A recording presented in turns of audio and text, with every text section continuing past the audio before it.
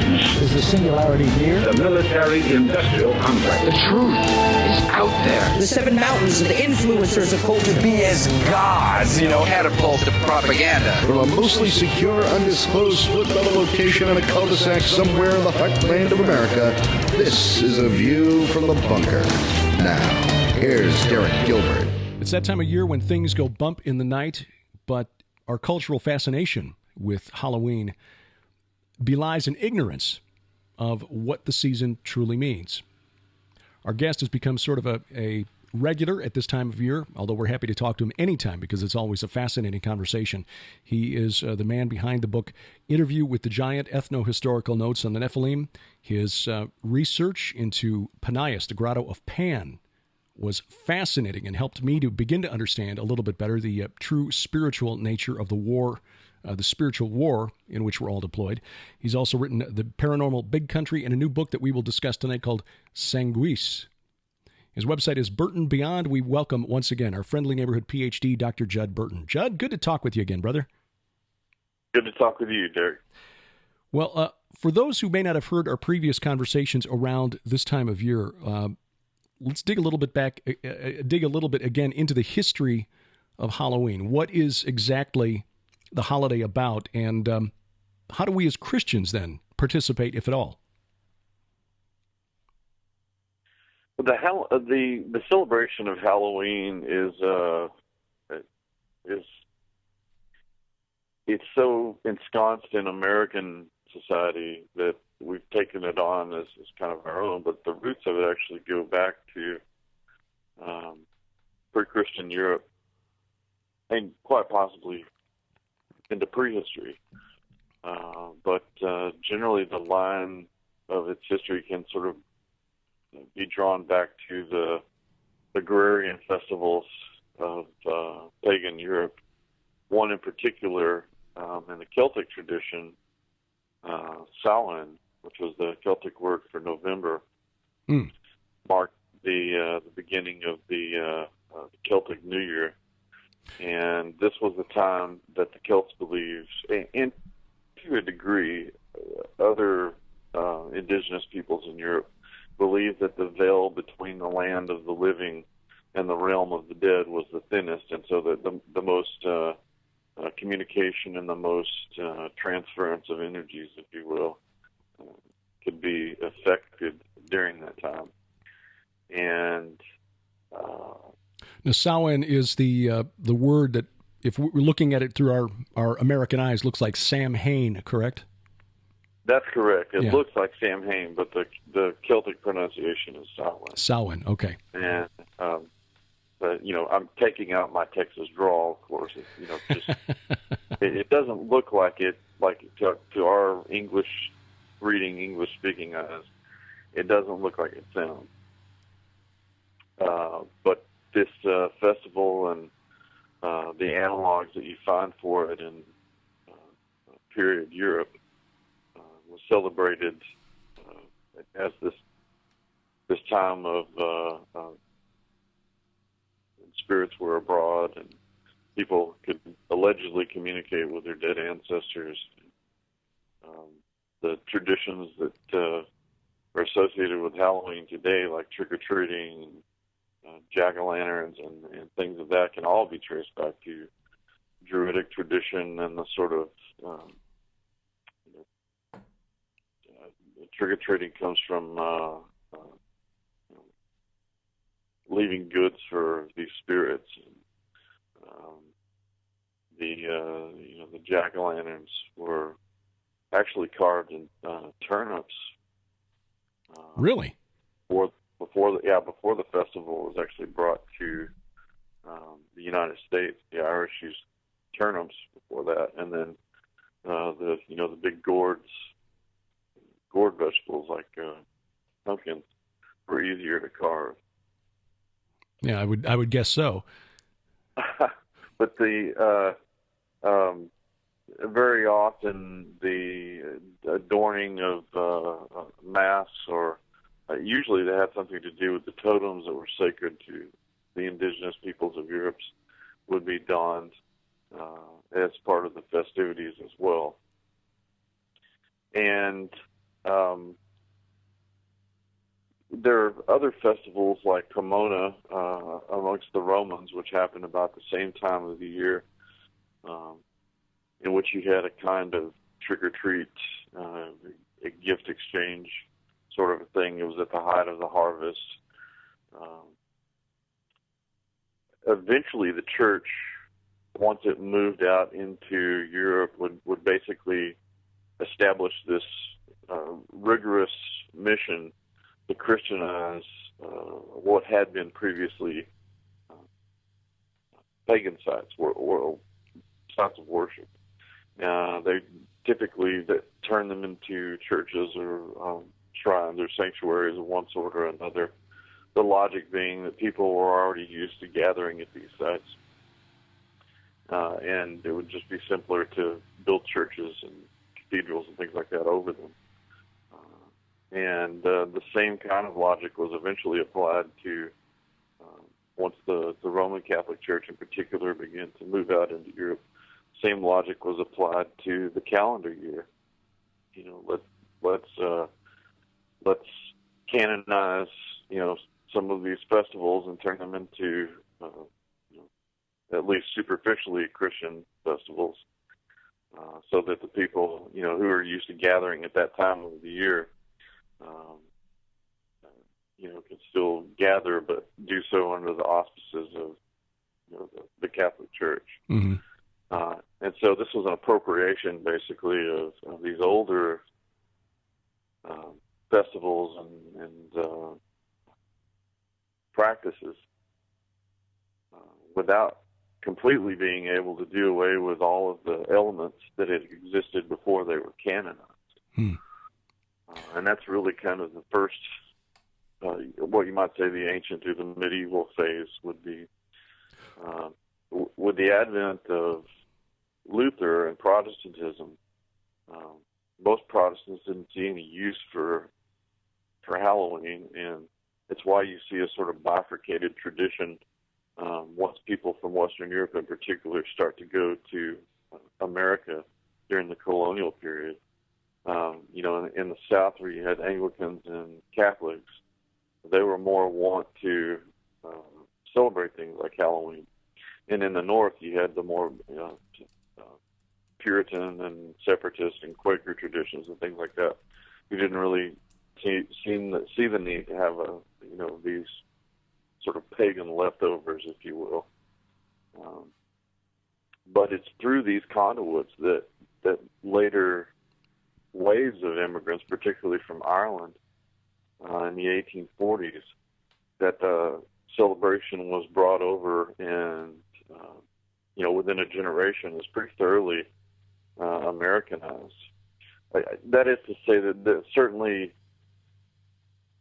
All Hallows Eve, the canonized version of Halloween, and the following All Saints Day, were in America since the colonial times. But it's really this new influx of immigrants in the middle of the 19th century from Ireland, sort of cast aside by the potato famine that occurred in the 1840s, that bring these traditions and sort of reinvigorate the Halloween in its nascent form that had been in America.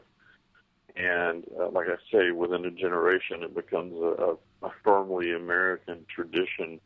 And in the 20th century, its embracing is just exponential, with things like Halloween parades and costume parties, and profusion of film that was no doubt inspired by embracing these sorts of ideas. It's arguably it's become the second most popular holiday in the American calendar every year after Christmas. Well, if we're to believe the metrics, yeah, it does appear so. People, for one reason or another, I've seen a score of sociologists and anthropologists who say that, on some level we need that. That's why we practice it as a society, whether it's the dressing up or, decorating or what have you. But in many cases, that seems to obfuscate really the deeper, truer, darker nature of Halloween. Most of that is a kind of frivolity, but as I say, it to use a pun, it masks a much darker persona behind Halloween. You mentioned the influence of the Roman mythology on the holiday, and lately I've been doing a lot of reading on the cosmology of the ancient Near East, the ancient world, and it's becoming pretty clear to me, and scholars who've actually researched this. I'm not, this is not new or unique to me, that much of what the Romans and Greeks incorporated into their cosmologies originated in the ancient Near East. That's very true. So much so that in the classical literature, you read lesser the Greeks, but more the Romans. You hear them talking about things like the Chaldean numbers, or right. In Greek tradition, there are several periods of what scholars have called Orientalizing. This effect of the ancient Near East on the Greek world, and so. Very clearly, the Greeks believe that a number of their gods came from the East. And right. So there's definitely this flow of influence, this diffusion of influence right. on the classical world. Well, it's pretty clear that the rise of the Olympians, Zeus and his group, displacing the Titans, Kronos and his group, and of course Kronos supplanting Uranus as the chief god, is taken from myths that were commonly known among the Hurrians and the Hittites, and before that, you could trace it back to the Sumerians, where you had Anu, the sky god, who was replaced by Enlil, who was then later replaced by Marduk, changed the names to Anu, Kumarbi, and Teshub in the Hurrian myth, and then you translate it over the Greek, and the aspects of the story, the main points of the story are basically the same. The Greeks also had a lot of, the ancient Near East, you find a collection of rising and dying gods like Adonis, Melkart, Osiris. Well, Osiris is dying and dead. He just stayed dead, which is why he was always green. But Tammuz, who would die in the fall when vegetation turned brown, but then come back again in the springtime when things started to green up again. Is the Halloween, what link is there, if any, between the annual Halloween celebration and the annual death of the dying and rising god? I would say that there's a very integral link, because in its nascent form, Halloween or Samhain or whatever appellation the various indigenous groups in Europe called it. It's closely linked with this seasonal change, and it's linked with the harvest. You mentioned Osiris a moment ago. Even though he remained the sort of steward of the land of the dead, he was still the fertility deity. He was still in charge of the rising and falling of crops. And you find these kinds of chthonic deities in many cases who are associated with both fertility, but also maybe some link to the land of the dead, or the land of the mystical, land of the gods, et cetera, et cetera. So I would say, looking at it through the lens of kind of monomythic analysis, I would say that there's a very integral link between those kinds of deities and the time of year. Yeah, just something that occurred to me while you were describing the holiday in broad terms. That certainly the timing of the season seemed to fit. So, how did these other monsters that have become prominent tropes in our annual celebration of Halloween, the mummies, ghosts, witches, vampires, what role did they play in this? I mean, were they always part of the mythos at this time of year, or have they been attached to it, as in recent years? I would say I'd say primarily the latter. I wouldn't say that there's necessarily a direct correlation between each of those kinds of, monsters or chimera or whatever to the time of year. What it speaks to, I think, of course, is for those of us who are believers or Christians, we can see that there's definitely a satanic agenda behind that. But the festival has in its current form has become a kind of catch-all for the various kinds of monsters and creatures that have become associated with not just Halloween, but horror literature, the horror genre in literature and media and things of that sort. That's why I say that it seems to be a kind of catch-all for just every mortifying, horrendous sort of wicked creature. None of these things, although they're sort of caricatured during this time of the year, none of these things in their folkloric, realistic forms are very friendly or amusing or comical at all. Right. But interestingly, the connection on a very deep level may come from the fact that, again, Halloween in its embryonic form, in its youngest form, did put to the fore this removal of the veil between our world and the land of the dead, or the land of spirits. I tend to think that there's probably some connection there, but it's difficult to say that I should say that this time of the year is definitely a catch-all. I think it's difficult to argue with that kind of logic, particularly from a biblical perspective. Yeah. In other words, it's no coincidence that not only have these various archetypical monsters been attached to the holiday, but as time has gone on, as we've discussed in past years, that they've become more mainstreamed. I mean, vampires have gone from being characters of horror, objects of horror, and werewolves, objects of horror, who wanted only to drain, exsanguinate you, and perhaps consume your flesh, to being antiheroes, sex symbols. Yeah, they've all become teen heartthrobs and rock stars, and that image has also been applied to, outside of vampires, it's also been applied to, werewolves, and I think even Frankenstein has had his time as a GQ model. Yeah, I say that in passing, but who's the Aaron Eckhart played the monster in a recent film and was portrayed as a hero. That's right. Exactly.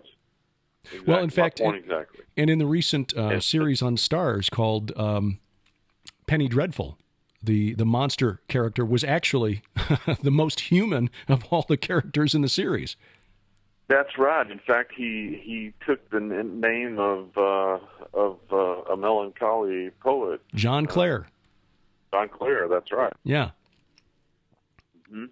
So yeah, interestingly, he was of all of the and they had all of the main monster groups in there except for the Mummy, I think, and that was perhaps seeded if they'd done a fourth season there, because one of the characters was sent off to Egypt, and we thought, okay, well maybe he's back next year for the Mummy storyline. But they had the werewolf, they had the vampires, they had the demons and devil, witches, and Frankenstein's monster. Victor Frankenstein was one of the characters in the storyline, but his monster was, that's right, of all of them, the human characters included, the most human of the bunch. It was, and it's interesting, not to derail the conversation, but just interesting how film and television series will do that. They will take, for example, a transhumanist worldview, and while presenting a film in which that storyline or that technology leads to complications, it's the enhanced humans are typically portrayed in a very sympathetic light. So even while it is purporting to warn us about the dangers of the technology, the product of the technology are usually portrayed favorably, and that was the case in Penny Dreadful.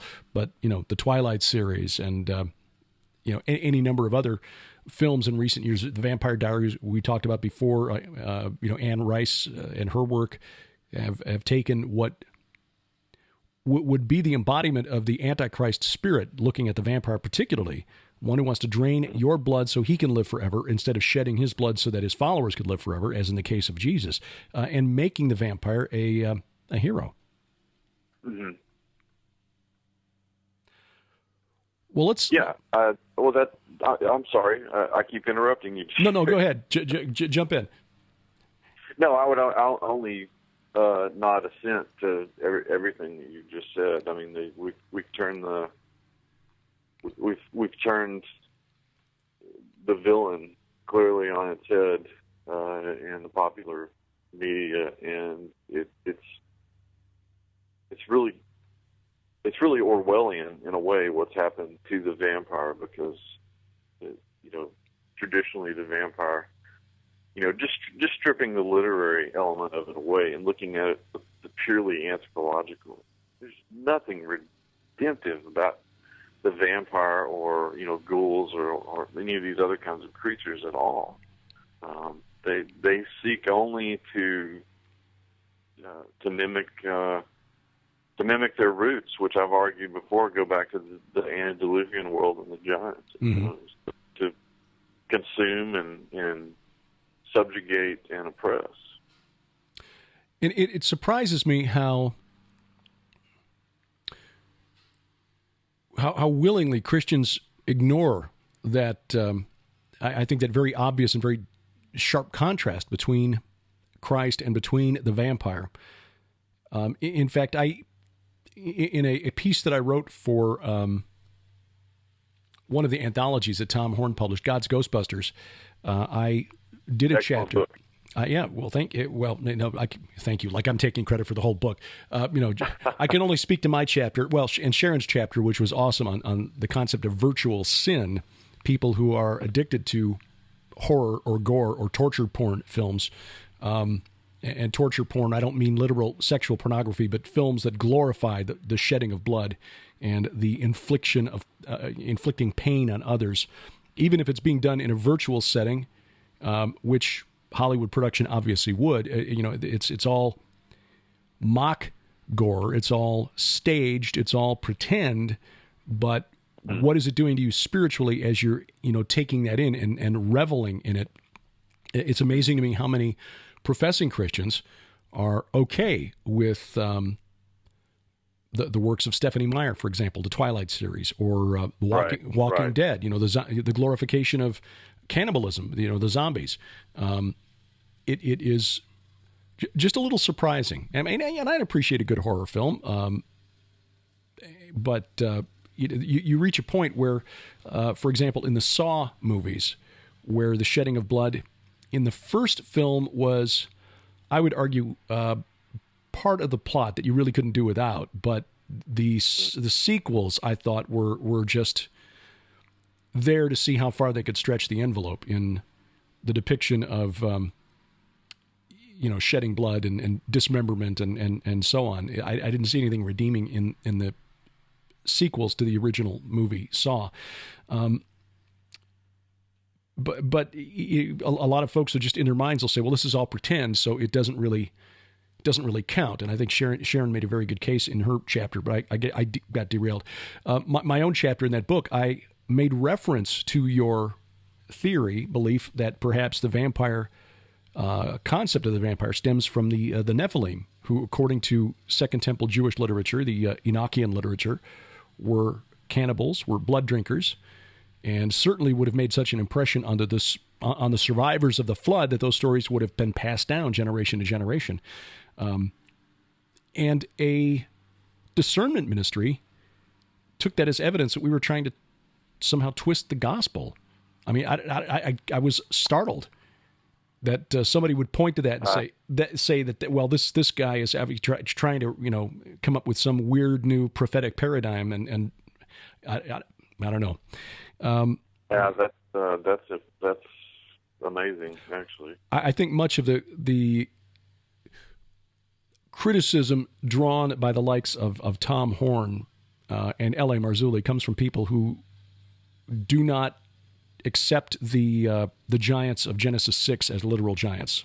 And I think if you reject that, then everything that stems from that in terms of speculation or conclusions about who the giants were, what their impact was on history, and what role they might play in prophecy, people who just, they aren't even on board with the concept that giants ever existed will obviously think that you're just making stuff up as you go, I suppose. So anyway. I would agree with that, but the counter to that argument to me, and others too, has always been, look, the language says what it says. Even if you're just looking at it from the perspective of intellectual history, just what the Jews thought. This is what they thought. This is what they believed. Right. And when you infuse that with the belief that, okay, these authors were working under God's inspiration, they were working with events that they had seen and experienced, then the passages become more momentous. Right. And when you have men who lived with, walked with, learned from Jesus, like Peter and Jude, who make reference to that particular episode, you would assume that they would have had access to firsthand knowledge. So I'm going to defer to them, and and the fact that they understood it to be real, rather than assume that 2,000 years further on, because we're more scientific, that we know better. But anyway, I didn't mean to turn this into a rant against discernment ministries. I was just it popped up in my mind because it kind of surprised me, and I had forgotten about it until we started talking again. But the entire concept of the vampire. Let's move on to the topic of your forthcoming book. I'm not going to get this right. Sanguis. That's it. So that is the Latin pronunciation. What does the title refer to, and how do you approach this topic? Well, the title literally means blood. I mean, it's a reference to the medium upon which not only vampires feed, but they manifest. There's always this concurrent theme of blood running through all the stories of vampires. So I thought, what better title to go with than the Latin word for blood? And I think maybe I chose the title also because of some of the characters that are involved in the narrative itself. And we can certainly get into the meat and potatoes of that as we go along here. But it's kind of not that I've never written fiction before, but this would really actually be my first fiction novel. It's basically a look at vampirism through the lens of the Bible, through the lens of Christianity. Well, this would be different because, again, in recent years, it seems that vampires, when they are written about, are the object of adoration, sex symbols, especially when especially in the novels that are aimed at a younger reader. Certainly. Well, I'm just ready to put the vampire back in his place. My favorite vampire stories and novels are always where the vampire was in his place. He was clearly the villain, even if he was seductive and debonair. The readership understood that he was still the villain, and he was,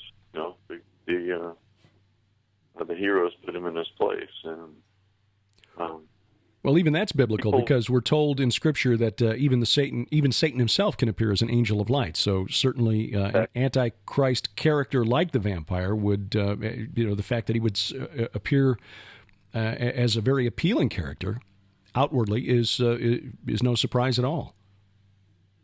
Correct. And there are a host of. There's actually not just one villain. There are a host of a number of these little nasties running throughout the narrative. But I saw this as a chance to not only crank out what I thought was an entertaining story, but also to kind of put some of these topics out for consideration concerning, what is a Christian to make of the vampire, not only as an idea, but as a potential reality. And what would that, if there were people who are grounded in biblical faith, what would the struggle between those kinds of people and, a vampire demonic spirit, what would that look like? Well, yeah. Now, how do you approach that? Because in the early stories, the Bram Stoker, from Bram Stoker onward, and Stoker really took the genre to he really sort of set the bar for the genre, because everything since Stoker, every vampire has some debt to his Count Dracula, but Count Dracula even goes back a little further. If you the first of the really debonair, suave, aristocratic vampires was Lord Ruthven, and I can't remember the name of the author who wrote that short story. But clearly, when Abraham Van Helsing was pursuing Dracula, even in the 1933 movie with Bela Lugosi, aspects, or at least the symbols of Christianity, were very important to the storyline. So how do you approach this? Well, in much the same way. I mean, I anybody who writes a vampire novel in some respect is beholden to Stoker for some of the standards that he put in the genre. But I'm trying to go back to those original standards in some respect and kind of eschew the approaches that have been taken, in the print genre over the last, 40 years or so, 40 or 50 years. But it's built on not only the research that I've done on vampires, but it's also built on, some life experiences, and it's set in, I'm not, this isn't exactly a spoiler alert. I'm not really giving away the plot or anything, but it's set in, I use things that were familiar with me. Right. Almost the way that Stephen King, takes the approach, he writes things. Sets everything in Maine. In Maine. Yeah. And I thought, okay, this is a good formula. It's something that I think I can do, And so I took elements of familiarity. And so the story centers around a group of friends. They're all Christians. They grew up together. There's a professor of classics. There's a officer in the Army National Guard. There's a deputy sheriff, contractor. Two of the guys are brothers. They've all grown up together. Camping and hunting and fishing and playing in the marching band together. And these guys they know each other too well, and they can finish each other's sentences. Mm-hmm, mm-hmm. So it's a really, really close knit group of people. One is returning home basically to take over his grandmother's little stock farm she had left him, and he accepts a position at the university and is just trying to settle in, and trying to get to not really reconnect with his friends. He'd never really lost touch with them, but they were spending time together again. And, he was trying to make the place home again. And the college that he accepted the post at had been basically refurbished. It was an old. This is actually based on a true story. I modeled the hometown a little bit after my own. I should say I modeled the town that the events take place in a little bit after my own hometown. And there used to be a college there that operated in the 1930s, 20 to 30s. It was a kind of finishing college, just a small liberal arts Presbyterian school. And so I had these oil tycoons move in and refurbish the college, and they started it over again, and that's how the guy gets the post, and that's kind of where the story starts.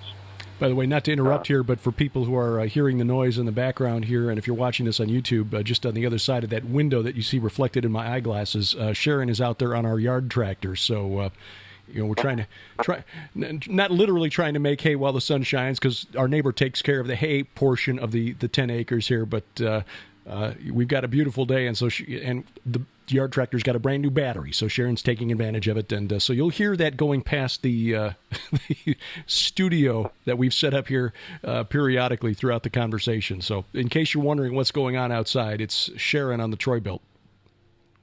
It just adds spice to the interview, that's all. Right. Well, building on what you know is not unusual. That's something authors do a lot. That's why in my novel, The God Conspiracy, pretty much everything was set in St. Louis and Chicago. So, surely. Yeah, it's a very organic, kind of narrative in that respect. But these oil tycoons that refurbish, they're buying up property around town. Not to reveal too much, but it turns out that these tycoons are a little more than just oil tycoons. In other words, they're not just sucking oil out of the ground. Okay. So you've got one of the things that I explored with one of the characters, one of the main villains, was how a demon, a demonic vampire spirit might manipulate matter, and how long they might manipulate matter. I heard Sean Manchester, who's a prominent vampire researcher, say one time that he thought vampires operated in a kind of anti-time that allowed them to do things in linear time that other, people that live in this reality cannot. And I always thought that was interesting. And it would go a long way towards explaining the length of a vampire's life. And so I wrote that into all of the villains, but this one in particular, who was the oldest, and he was actually a Roman. So this fellow, is almost 2,000 years old. But it was fun to look at characters like that and play with some of the potentialities and what would the biblical narrative allow, in terms of what these things could do. And I set it all up with a kind of dramatization of scenes from the Book of Enoch. Okay. And taking it back to the roots of taking vampirism back to the roots of the giants and their activities and their behavior and their bloodlust and the pronunciation of God's judgment by Enoch upon the Watchers and their progeny, the giants. That their giants' spirits would be cursed to roam the earth and forever thirsty and hungry but never sated. This is all in it's actually in a prologue to the book that sort of sets up the tone of the rest of the narrative.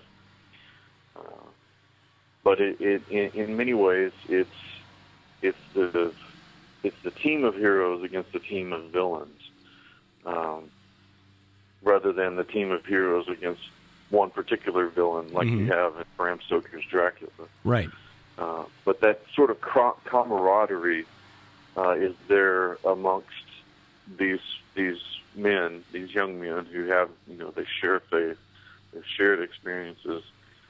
They've gone out into the professional world. They've acquired skills, and now all of that is coming to bear against these tycoons who have moved into town and are just gobbling up, every part of everything that they love.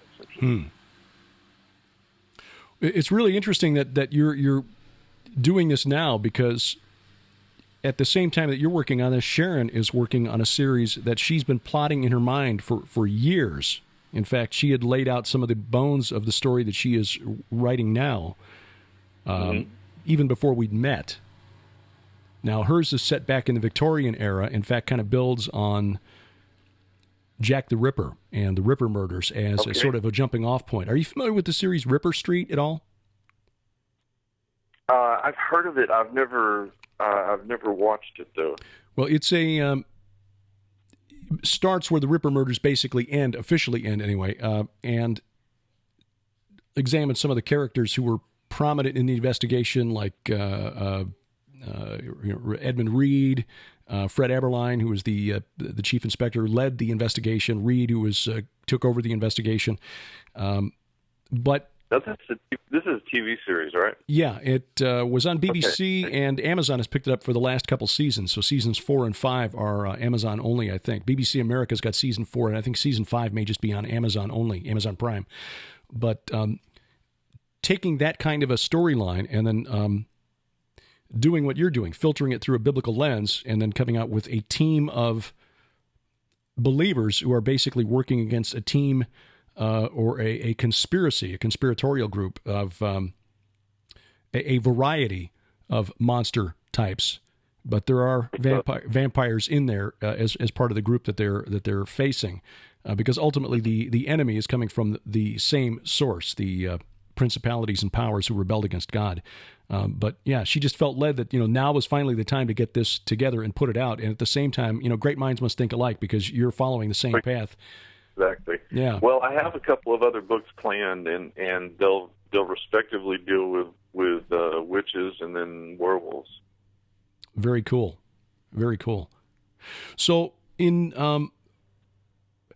the approach of your heroes, this team of friends who find themselves confronting this new evil in their community, how would your approach, looking at this from a biblical perspective, differ from what people are used to seeing or reading in vampire fiction? Well, what people are a lot of it will be familiar. There's the hunt and the chase, but people are not going to find stakes being driven through hearts or that sort of thing. This is going to be a war of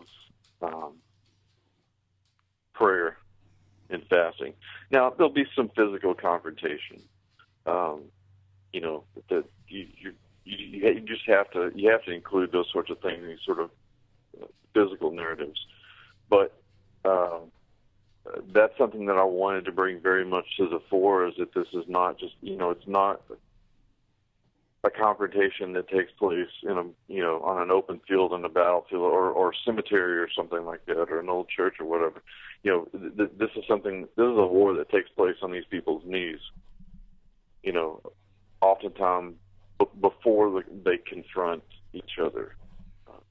So that was something I wanted to draw very much to the fore, because that's the way Jesus did it. That's the way he told his disciples to do it. Prayer and fasting. And then when the confrontation comes up, the preparation is there. But there are some, what you might call, heated scenes, where some physical confrontation is necessary. Mm-hmm. But this is largely a prayer war that's taking place. And that even in the older versions of the Dracula story, the James Whale film, we don't really see, and I said 33, I guess it was 1931, wasn't it? I'll have to look it up. But anyway, the James Whale film, Bela Lugosi film, prayer was not part of the weaponry. It was holy water, it was a crucifix, and then the stake through the heart ultimately, and sunlight, I guess. But as we've talked before, as as God was written out of the more modern vampire films, it became more and more difficult for writers to come up with a secular rationale, I guess, a premise for the existence of vampires in the first place. You know, why, if there's no God, if prayer is not effective, if this is not a spiritual war, then why would the crucifix and the holy water have any influence, have any effect at all on a vampire? What's the purpose of that? The original movie Fright Night, I thought, had a wonderful line where the vampire played by Chris Sarandon faced the teenage hero who was holding up the cross and just grabs it out of his hand and crushes it and said, "This only works if you believe it." You know, the cross is ineffective if you don't believe in it. Like, well, you know, that's more true than the writer of that script probably realized. Right. Exactly. And those are the kind of elements that I have in this book, and people, I think, will see that. You know, this is a story of yes, it's a war being waged against vampires, but it's a war being waged with biblically grounded ideas, with biblically grounded practices. And yes, each of our heroes has to use their particular skills to find out the sort of earthly machinations of the villain. But it all comes down to prayer. It all comes down to the perseverance and faith of all of our heroes, and indeed other members of the community, to finally come to a solution against the vampires. Well, that's something I'm looking forward to reading. That was in the God Conspiracy, something I tried to incorporate into the storyline, which was more of a contemporary political conspiracy thriller, if you will. And if I can take a moment to plug it, by the way, if you're curious, the book is in audio book format now, and I've been releasing it for free in episodes on my YouTube channel, which if you're watching, you're already on the YouTube channel. So youtube.com/Derek Gilbert. Look at the playlist that says The God Conspiracy, and you can just listen to the book for free. The response when it was released was interesting because I originally released it, 9 years ago, and did it in the same format through a website that specialized in releasing audio book versions in episodes. And there were some people who thought the plot was great, but they hated the fact that religion was in it. Nobody actually deals with things like that. Nobody prays like that before they start out on a road trip. It's like, well, you just don't know the right people. I mean, 20 years ago, I would have thought the same thing, but I've come around because I've, been because the Holy Spirit, because God is patient with me. And, after applying the spiritual 2x4 to my head, I was at least smart enough to open my eyes and say, well, maybe I need to rethink my worldview. And but yeah, it was funny how there were people who liked the plot, liked the storyline. And I suspect you'll get some of this too, which is why I mentioned it. People who like the plot, like the storyline, but find the religious part offensive.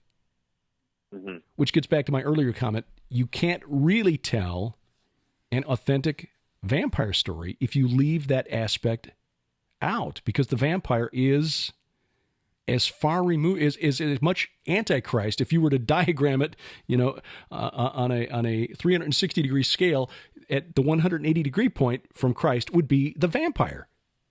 Exactly.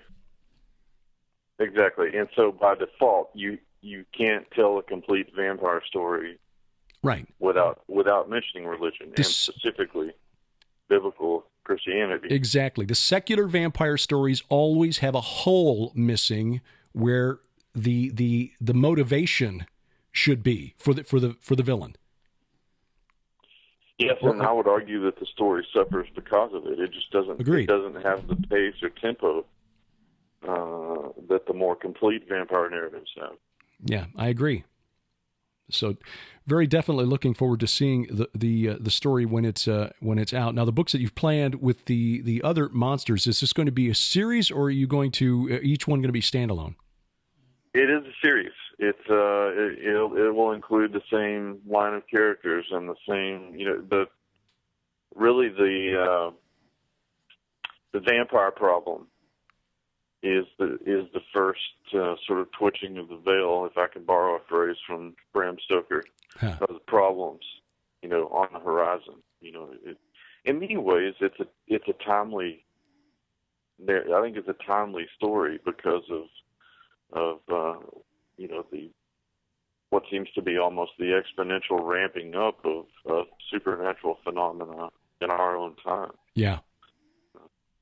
Yeah, and sadly, secularists are missing a lot of this. I think that when you're saying supernatural phenomenon, it's not necessarily either or phenomena. It's not even ghost sightings or UFO sightings or things like that. I think just looking at the spread of mindless, what appears to the secular eye as mindless evil, is a manifestation of the supernatural. The rise of the Islamic State in the Middle East. The so-called zombie apocalypse here in the United States over the last couple of years, where you get these random attacks of people who display superhuman strength and just a single-minded desire to consume an enemy, which consume their victim, which is just horrific. And again, makes no sense when you look at it through secular eyes. Well, the person must have been on drugs. Well, I'm sorry, drugs don't account for it. So, no, I agree. I think we're living at a time of almost an unprecedented demonic outpouring and again, I will say again, 20 years ago, if I'd heard myself talking like this, I'd have thought, okay, severe head trauma, maybe, because this is not how I was raised to think. Well, and even for those of us who are raised in the church, I mean, for ones that are paying attention with a discerning eye to the events that transpire almost daily, who would have thought that we'd see such frequency passing across our news tickers on our our iPads. Yeah, it's staggering. We're living in times when prophecy is being fulfilled almost every day. Right.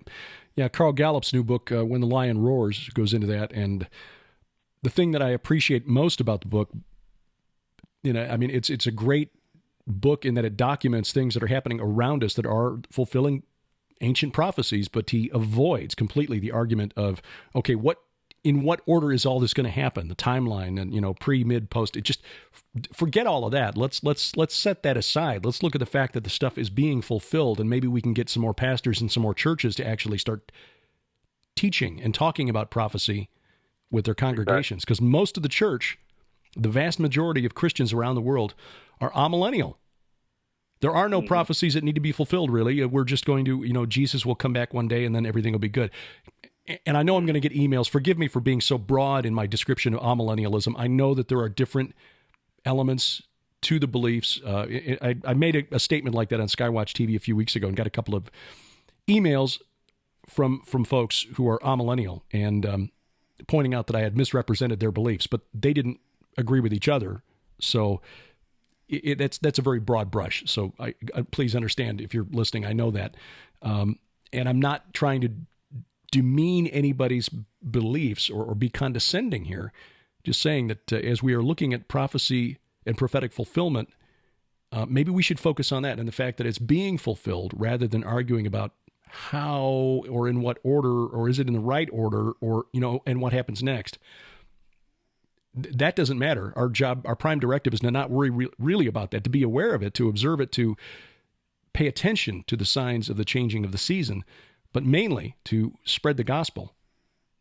And precisely, we have a tendency to get into circular firing squads, and certain friends of ours have been lightning rods for that kind of criticism, and we're spending so much time attacking other brothers and sisters within the faith that we're not witnessing, and we're not making a very good witness to those who are still outside the camp. So, indeed. Well, hopefully this now. How will this be received, do you think, by people who aren't already Christians? And I shouldn't have detoured, through all of that stuff after my observation about my previous novel. Should have gone right to this question. Will there be people who will reject the novel, do you think? because just the presence of the Christian theme in it is a turnoff. I suspect that, I mean, there's always going to be that facet of readership that's not going to be completely satisfied with the narrative and, or, critically reject it outright. Mm-hmm. I'm expecting that. Yeah. But at the same time, I think that I've got a fair enough grasp on history, given all the years that I've devoted to its study. And I've grafted on enough of the sort of Indiana Jones element, within the story to kind of give it that luster that might salvage some of that readership. Mm-hmm. But, I expect that there will be those who just dismiss it outright as, oh, it was a great book up until blah, blah, blah. Yeah, until they mention Jesus. Yeah. Right, yeah. Exactly. Well, it's a risk you have to take. We can't avoid that aspect of the storyline. As a believer, it's like trying to deny gravity. Exactly. Yeah. Exactly. And again, I'll say 20 years ago, hearing myself talk like that would have thought something traumatic had happened to realign my worldview in the intervening years. But, well, brother, when is the book going to be available? The book should be available October the 31st. Oh, perfect. So as this program will go to my website and find a number of avenues to purchase the book at burtonbeyond.com. Or they can go to the Institute of Biblical Anthropology website, tioba.org, and find much the same. Well, awesome. As this program is going to be uploaded for October 30th, this is just a day in advance of the release date. So tomorrow, you watching and listening at home, tomorrow, go to the website, burtonbeyond.com, and buy a copy of Sanguis. Perhaps get multiple copies if you have friends who are fascinated with vampire fiction, who've not been willing to listen perhaps to anyone suggest that perhaps this is an anti-Christian type of fiction, an anti-Christian hero. This would be perhaps a way to begin disabusing them of that notion. Judd, it's always an education talking with you, brother, and I've got some historical things I want to run past you as soon as we cut off the mic here. Sounds great. All right, Judd Burton, burtonbeyond.com, and the website for the Institute of Biblical Anthropology again is? tioba.org, and the other is burtonbeyond.com. Links to both in the show notes at VFTB.net. Judd, thanks for your time. We'll talk again soon. Find links to Judd's website in the show notes at VFTB.net, and if you're watching this on video, of course, at youtube.com/Derek Gilbert. Also put a link to where you can buy the book, Interview with the Giant, Ethno-Historical Notes on the Nephilim. Well worth adding to your reference library, and looking forward to reading the novel Sanguis when it is finally available. This week in the news, we continue this slow step that march toward war with Russia, and I don't really understand the rationale behind it. Progressive news organizations, which is almost a repeating yourself, are adding to this drumbeat that somehow the United States is obligated to intervene in Syria and to do so in a way that prevents Russia from assisting the government of Bashar al-Assad, who invited the Russians to participate in the civil war taking place there against the government. Without this understanding that setting up a no-fly zone, which Hillary Clinton and many of these progressive media pundits are calling for, would necessarily require being prepared to shoot down Russian planes and risking a nuclear war with Russia over Syria, which absolutely makes no sense at all. Now, there have been some very prominent Christians, typically liberal Christians, folks like Brian McLaren, Tony Campolo, Jen Hatmaker, who have been very public in saying, Donald Trump is reprehensible, he's a bad human being, and we shouldn't vote for him. I understand why Christians have problems with Donald Trump. I mean, you look at the course of his life, and he's not exactly somebody you would point to as a role model for your children. I get that.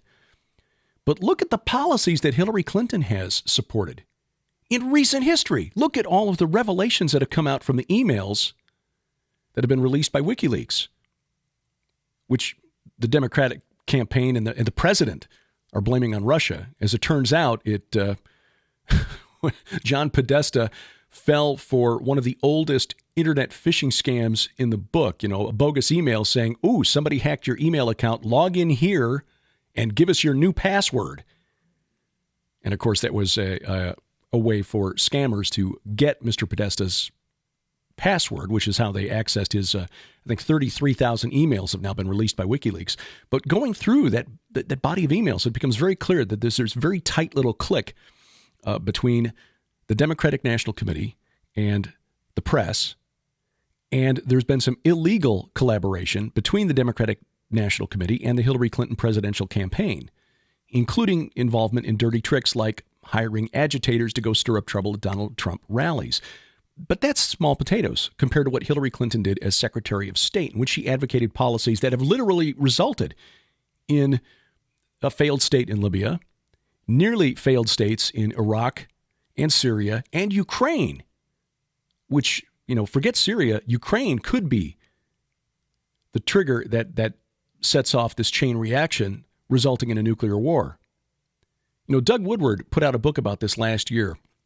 And a lot of people were critical of Doug, saying he's an alarmist and this is, no way U.S. is going to war with Russia. Well, if you look at the news since that book was released, you begin to see Doug was onto something.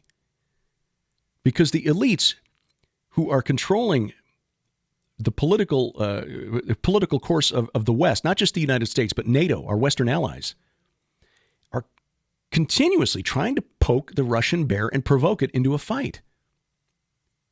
Now, the Russians may not want to go to war over Syria either, but they are not going to tolerate Ukraine becoming a NATO member, which is what Hillary wants. So think what you will of Donald Trump. And I address this to you, Jen Hentmaker. Think what you will of Donald Trump as a person. But if you think his policies are more dangerous than Hillary Clinton's, then you are naive. That's all there is to it. Hillary Clinton's foreign policy is frankly suicidal. It is psychotic. Now, again, I wish we had a better candidate running as a Republican or as any other party, libertarian, than Donald Trump. But if for no other reason than he's driving the neocons crazy and upsetting the apple cart of the elites running the Republican Party, seeing him in office would be a good thing. Now, whether he'll be able to do anything as president still remains to be seen. I don't think any president has the power to get done what most of us Americans think the president can do. And those who've tried in history wind up the victim of a lone gunman.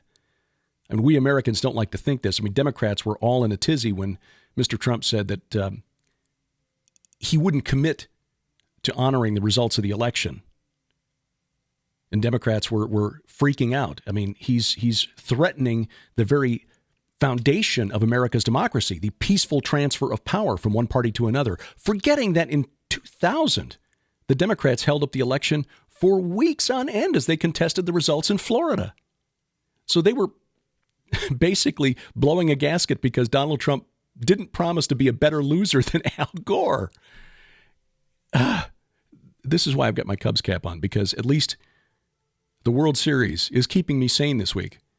I've been avoiding talk radio, political talk radio, and the talking cable news shows at night because, frankly, I'd be tempted to throw a brick through the television screen. A pox on both their houses. And again, this is a distraction. I've said this before, as a Christian, this is really a distraction from our prime directive, our main goal as laid out for us by Jesus himself. He did not say, go forth to the ends of the earth and spread political action committees to elect the proper judges to the Supreme Court. No, he said, go forth, make disciples of all nations. And we can do that regardless of whoever is in office. Even if doing so means perhaps giving up our freedom. So be it. That was the price that the apostles paid in the first century, and we should be prepared for the same. Because Jesus warned us and warned all of his followers that we would suffer tribulation in this life. Being a Christian does not mean an easy road. And anyone who says otherwise, anyone who says that saying the right prayer or being a follower of Jesus Christ is a guarantee of health and wealth, Well, that person is selling something. Coming up on A View from the Bunker, Doug Overmeyer, the man behind Sears C Ministries, which is a much-needed ministry in this day and age, one who counsels people who have been blessed or perhaps cursed with the ability to see into the spirit realm, especially pastors. How do you deal with people in your congregation that claim this ability? Doug has a new book out called Peace in Your House, Spiritual Cleansing of Life and Land, and that will be the topic of our next program here on A View from the Bunker. Got a few other programs in the works that we will unveil as soon as I confirm dates. Contacted by Pastor Billy Crone the other day. He's got a new book on the rapture, and we will likely be talking to him in the next few weeks as well. Our Bible study, the Gilbert House Fellowship, continues, a week of study each week on the Old Testament and the New Testament as we go through the Bible in chronological order. We usually post those studies. We don't do it live to the internet, but we do post them by about midday Sunday, and all of the archives are available for your download beginning at Genesis 1:1 at gilberthouse.org. And every Monday, release another episode of The God Conspiracy. That's my novel, sort of a supernatural conspiracy thriller. We're up to episode 9, I believe. That's only about a third of the way into the book, but things are getting good if you're following the storyline, and you can find those beginning with the prelude, the introduction, at The God Conspiracy, all one word, thegodconspiracy.tk. Or if you're subscribed to the YouTube channel here, you'll get notice every time a new one posts. Again, those are posted every Monday morning at 9, a new episode of The God Conspiracy. We appreciate you taking the time to give us a rating or a review, iTunes, Stitcher, wherever else you download this to your podcatcher. And of course, we discuss these issues at the Facebook page. So log on to Facebook, give us a like at facebook.com/viewfromthebunker, which is a production of Gilbert House and released under a Creative Commons Attribution Non-Commercial No Derivatives 4.0 International License. The opening theme is by Kevin MacLeod. His website is incompetech.com. We wrestle not against flesh and blood. I'm Derek Gilbert, and this is A View from the Bunker.